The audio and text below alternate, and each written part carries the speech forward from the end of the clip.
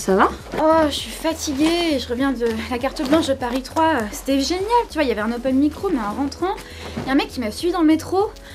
Il m'a trop fait flipper. Putain, mais qu'est-ce qu'ils ont les mecs en ce moment? En plus, personne n'en parle, tu vois.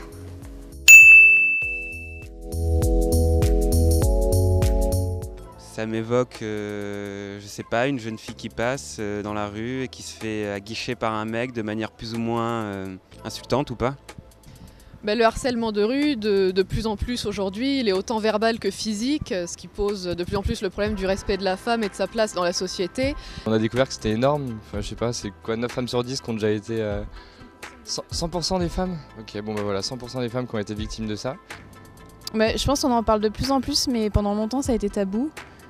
C'est vrai qu'on en parlait moins, mais il a toujours existé sous des formes qui, cependant, tendent à se diversifier.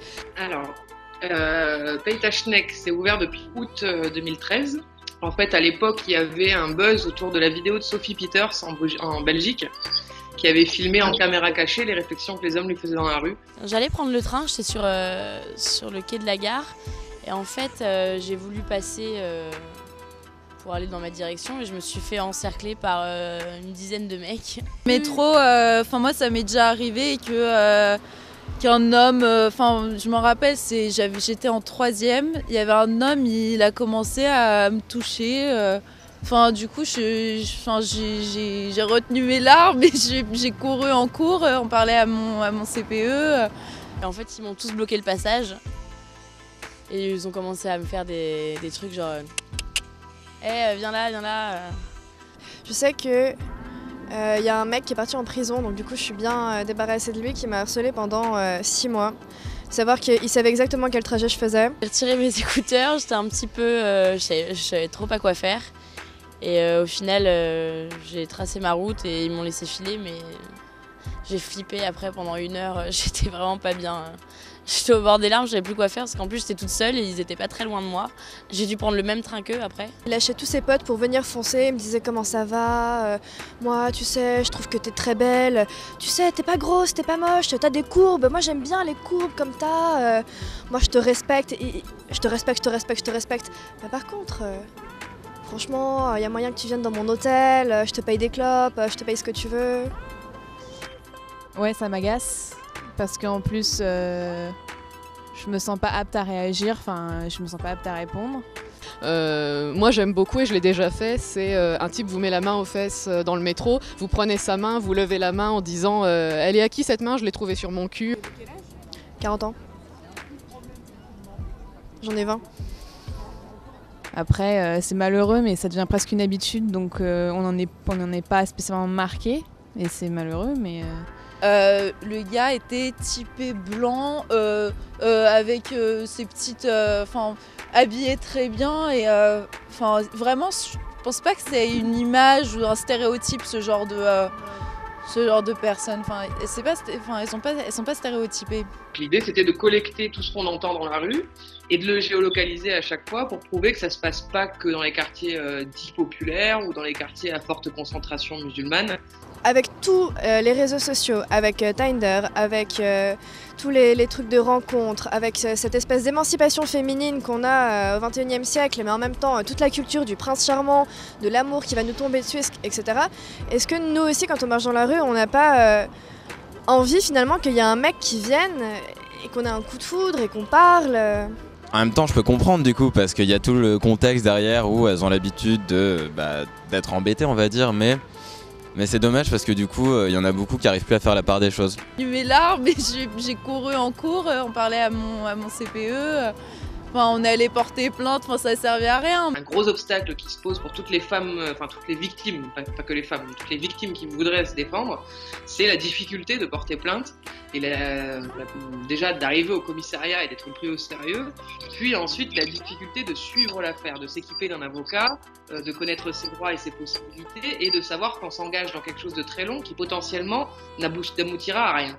Il faut vraiment former tout le monde en fait, mais ça peut être que systémique en fait, il faut que ce soit tout le système qui s'y mette. Ça peut pas être que les féministes ou que les politiciens, ou c'est pas possible. Il faut vraiment que tout le monde marche ensemble. cette semaine, je ne sais pas si vous avez vu les affiches, si vous avez vu l'exposition libre à l'entrée sur le parvis, si vous avez vu tout ça, le programme. Et donc maintenant, va organiser un open mic parce que le thème de notre carte blanche, c'est oppression, expression et humanité. Jouer d'un instrument, si vous voulez chanter une chanson, si vous voulez lire un texte, si vous voulez faire ce que vous voulez. Le micro est à vous.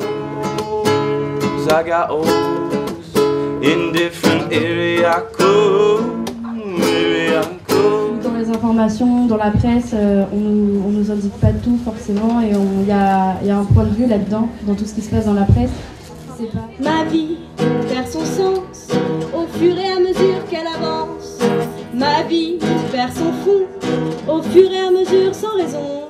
Petit portoricain, bien intégré, quasiment new-yorkais. Dans mon building tout de verre et d'acier.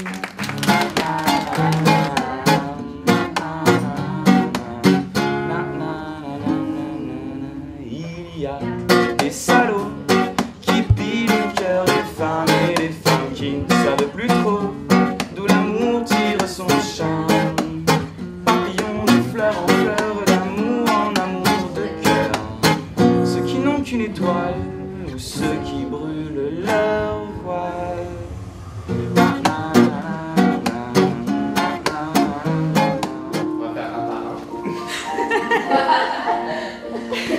On vient de présenter l'atelier Redécouvrir le sol qui fait partie de la carte blanche animée par la compagnie du Cerf-Volant.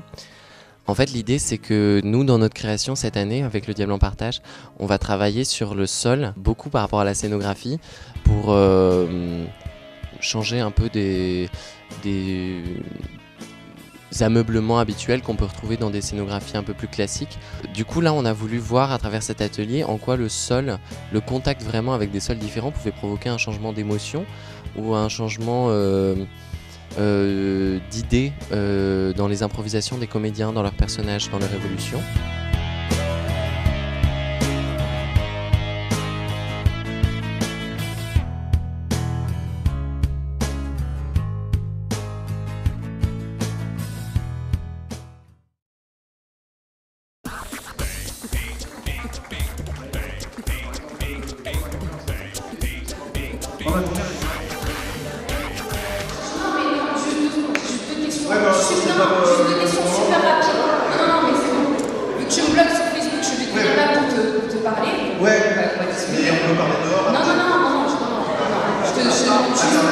Est-ce que tu as l'habitude de raconter des salades de filles et d'utiliser ta notoriété de merde pour les foutre dans ton lit, pas les rappeler?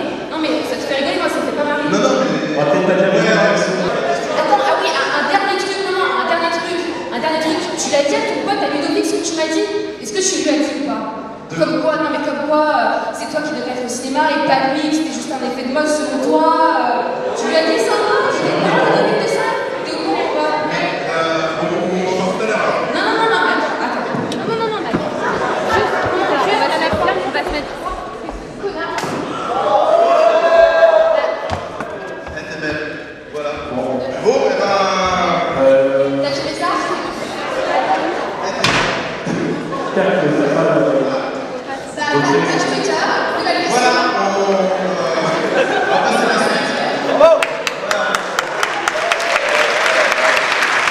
Une question pour Ludovic.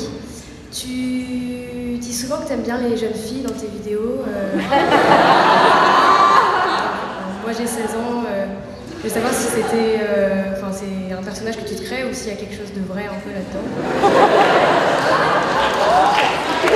T'as vraiment 16 ans? Ouais. D'accord. Non, c'est un personnage. C'est un personnage. Faut pas avoir problème avec la justice. En fait, j'aimerais juste que les gens comprennent que Ludovic, mec, qui profite d'être un peu connu pour draguer des filles qui sont 14-15 ans. Non, on va pas te dire non. Je peux passer pour un connard. Et tu m'écoutes? Ouais. Et en fait, non, on va pas remettre Twitter, j'aimerais juste finir, ça va être très rapide. Donc voilà, 14 ans, je pense que c'est quand même un petit peu... Je pourrais porter plainte, mais je le ferai pas, je préfère venir ici te foutre la honte. Et, on va peut-être... non. Voilà, j'aimerais juste, j'aimerais juste que tout le monde sache qui en est, parce que tout le monde est là, tout le monde trouve que c'est génial ce que vous faites. Moi, je trouve que c'est pas très drôle. Et je trouve que c'est pas parce qu'on est connu qu'on peut se permettre de faire des choses qui sont clairement. Comment plomber l'ambiance. Et je suis désolée d'avoir plombé l'ambiance. Et voilà.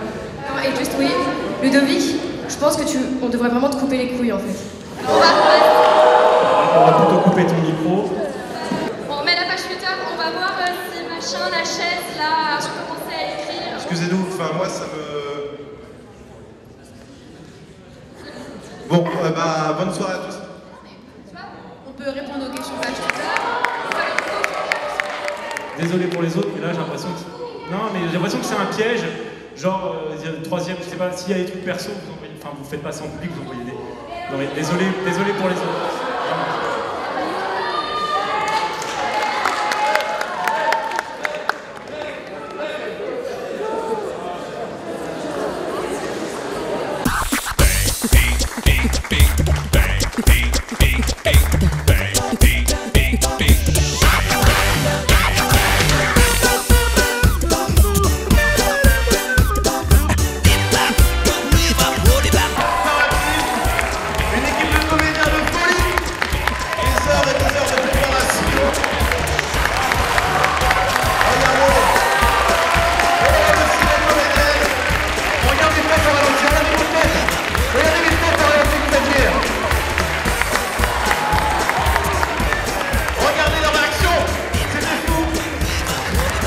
On peut applaudir les comédiens. La troupe de la farce enchantée.